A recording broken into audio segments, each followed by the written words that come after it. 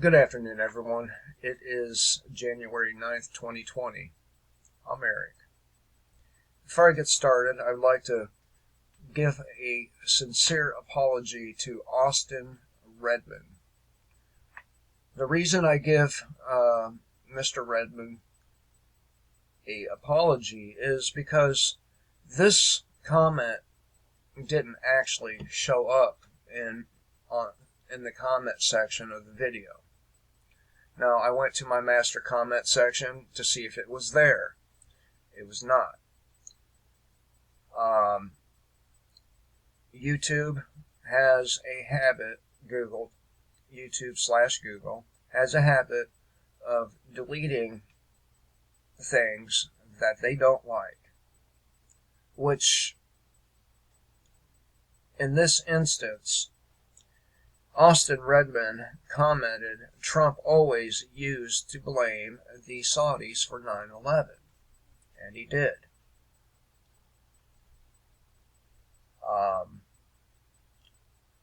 And for some reason, YouTube saw fit to remove this comment.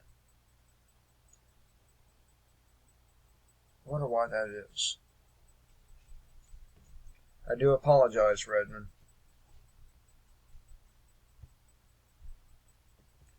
And we go over here to the comment section. It was in neither the held for review or likely spam folders.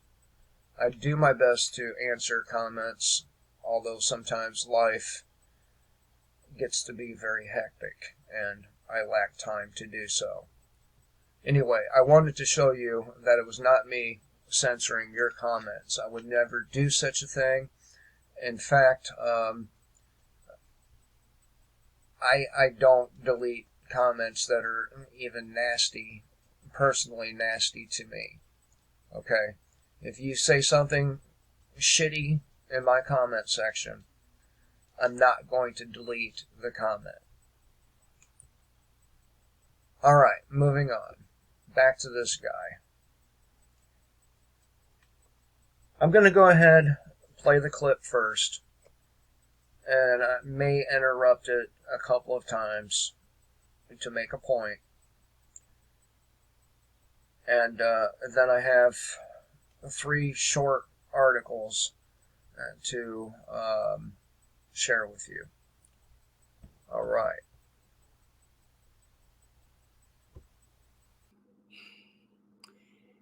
The state of California, under the Bolsheviks called the Democratic Party, have tried to extricate California through the Cal Exit movement.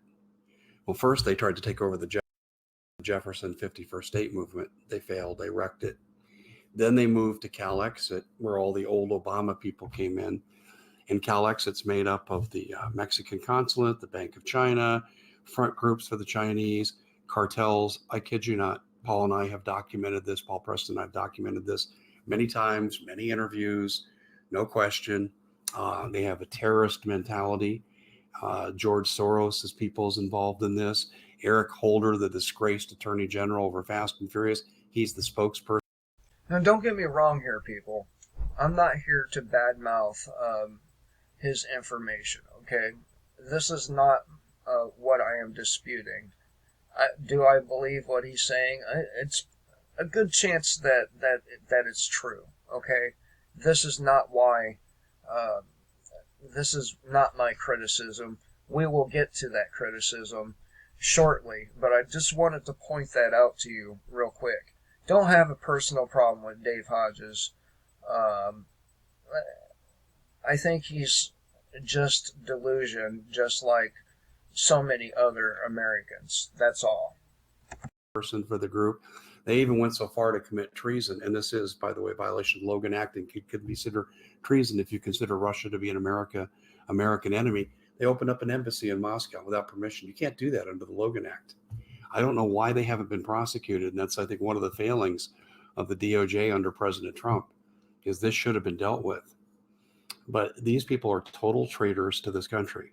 They're the hardcore democratic socialists trying to bring us communism, trying to destroy the republic, take away the Constitution, install their own version of corporate dictatorship based on climate change policies. And you saw how ethical they are in Australia, where 85% of those fires are man-made. And what's the purpose? Oh, it's climate change. Yeah. Climate change must affect people's mental health and criminal behavior too. So moving on from that, you have the political devastation, you have the economic devastation, you have the horrific loss of life, you have the food supply affected. Now you've got the UN and CalExit. CalExit has formally petitioned the UN to withdraw to be a protectorate under the UN. Of course, they can't do it because it's illegal. So what are they going to do? Well, if there's a human catastrophe like this, the UN, under the Kigali Principles, of which the United States became the 29th nation to sign that in the final month of the Obama administration, he and John Kerry signed the agreement that said, if we deem there's a problem, unrest, or whatever humanitarian need, we're going to just rush right in and fix things. So the UN has granted themselves the authority to do just such a thing. So now you've got the introduction of civil war. Do you really think this president's going to allow that to happen without opposition? That's where I have a problem. Right there. Do I really think this president's going to allow that to happen without opposition? And the answer to that is fucking right, I do. What is my basis for this belief? A statement made many months back now, and that statement was, take the weapons first, due process later. Yep. Due process later.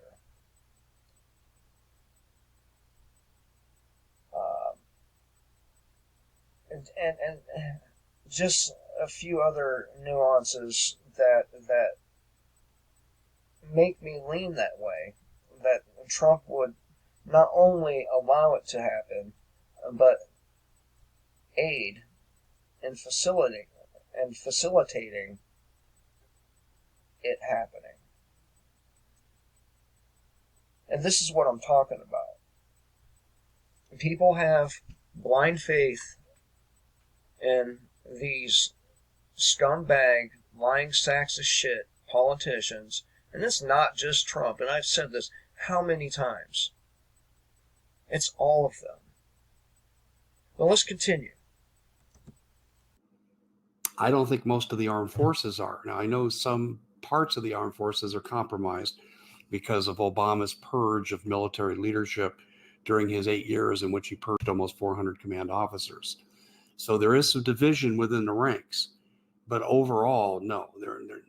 We're talking breeding ground for civil war. And then, of course, the governor of California, starting with Jerry Brown, has had his own little private army. We've done articles on that on the commonsenseshow.com. That's a revolutionary force. Oh, and you want proof for what I'm talking about here with potential civil war they're bringing in the UN? Why would the state of California, under the control of the Democrats, why would they do away with high altitude, high placed repeaters for ham radios? Because what would ham radios serve a purpose for? Well, if you're in a conflict situation, you'd be able to have various civilian militias, maybe combined with sheriff and police departments, to be able to communicate with each other. They took that away. All right. He's also assuming that the sheriff's department, police departments, and even maybe some of these militias would not aid in such an endeavor. Allow me to point out to you that the conduct of law enforcement across this country in every state says otherwise. Doesn't it? He's going on the assumption that these agencies would be on the side of the American people, and again, the conduct displayed by these individuals on a daily basis in the United States says the exact opposite. The fact that Donald Trump is so willing to infringe upon the Second Amendment rights, among other property rights, so on and so forth, of Americans, to me, shows he would absolutely allow the United Nations to come in here and do what they're going to do. Keep in mind that we signed on to this pact with the United Nations knowing full fucking well that their so-called peacekeepers go around the world raping children and women, fathering children across the globe through rape.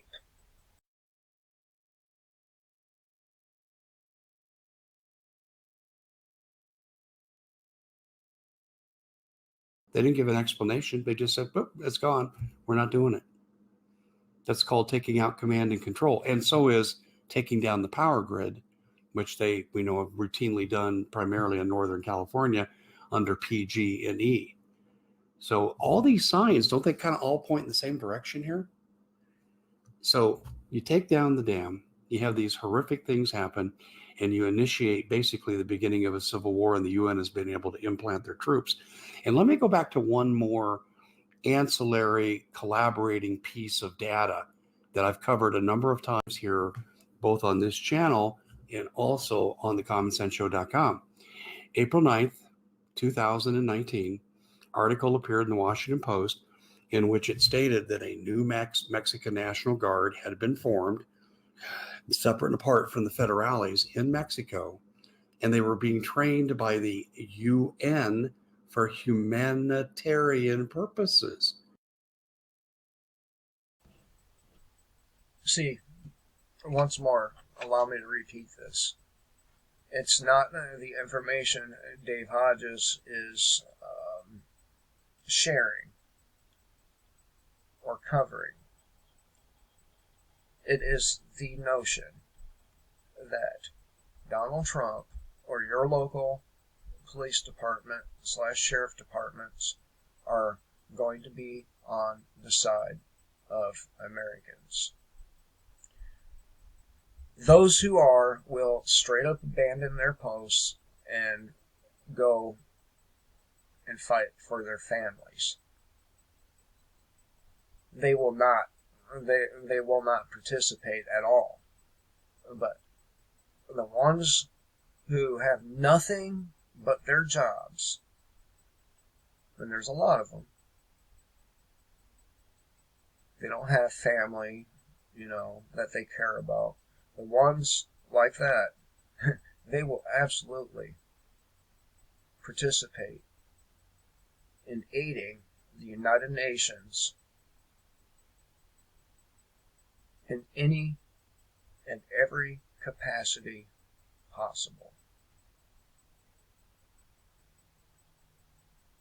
Now, the conduct of law enforcement and politicians alike, among other government positions, is and has been widespread for a very long time. We have pedophiles in the ranks. We have child traffickers. We have cops that rape victims of child trafficking.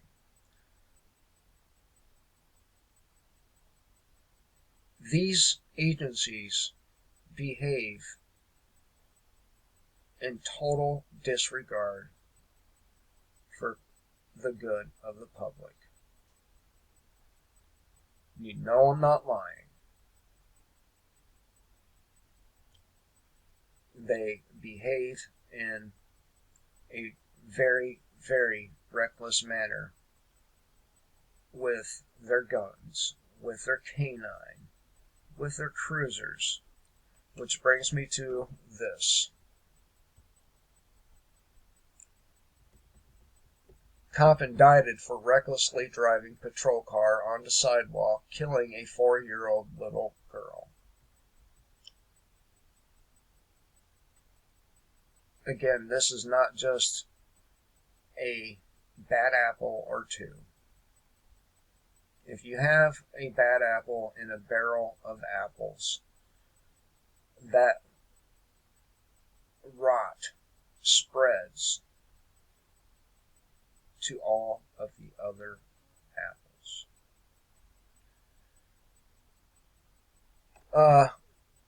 This happened, I'm thinking, in Columbia, Montana. And don't quote me on the Montana part because I really forgot what the MO abbreviation was, but a tragedy unfolded last year in front of a school in which a Columbia police officer, Andrea L. Heese, 28, clearly distracted, drove her police SUV up onto a sidewalk and killed 4-year-old Gabriella Curry.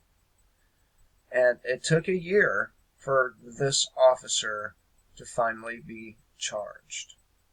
On Monday, she was charged with involuntary manslaughter after striking and killing that 4-year-old child.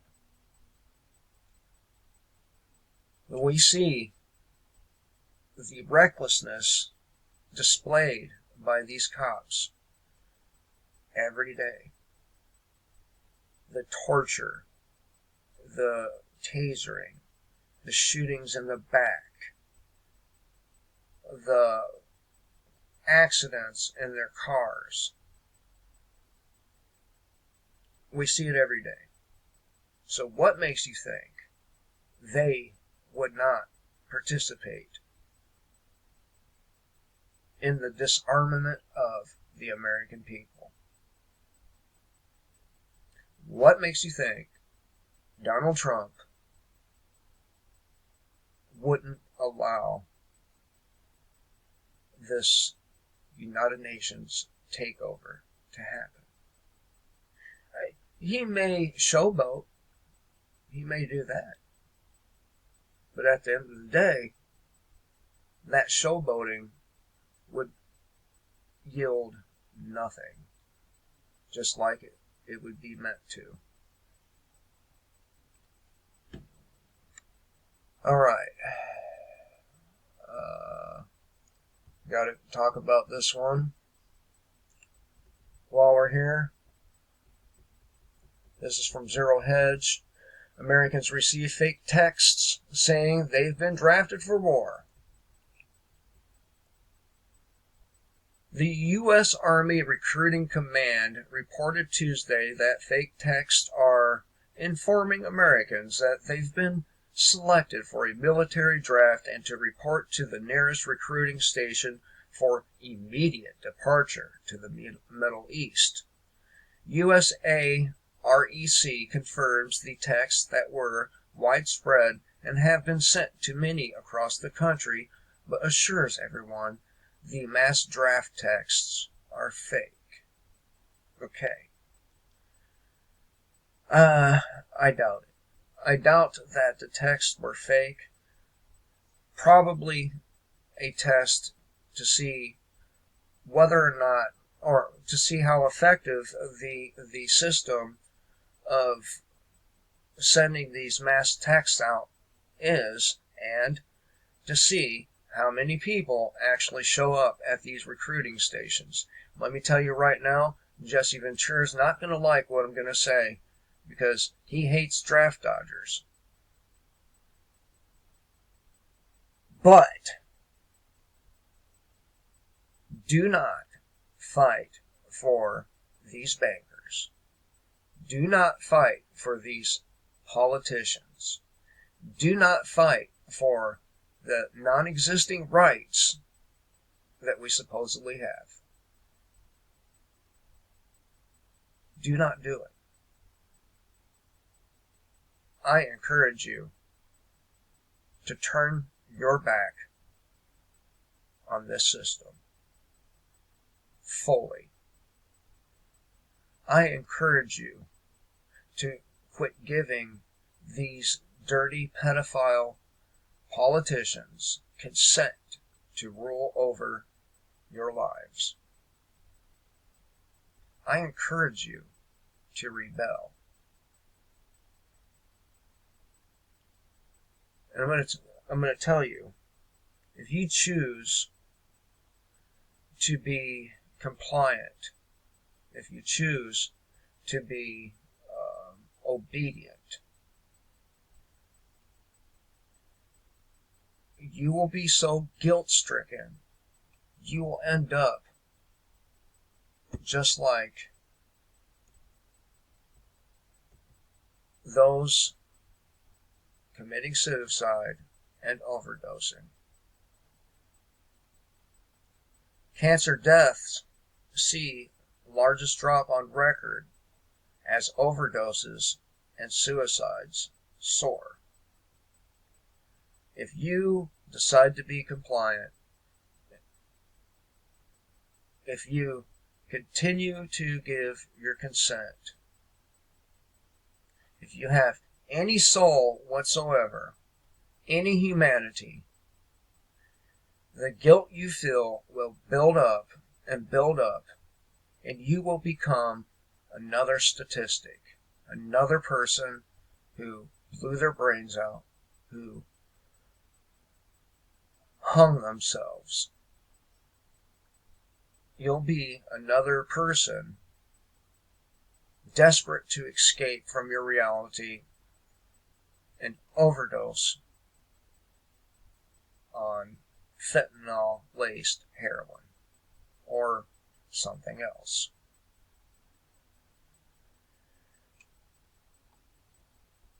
It is good that these new cancer treatments are helping, helping cancer deaths. But it's kind of nullified because of the overdose deaths, because of the suicide deaths. But it looks like doctors have finally have some good news. As drug overdoses soar, deaths from cancer decreased by the largest margin on record.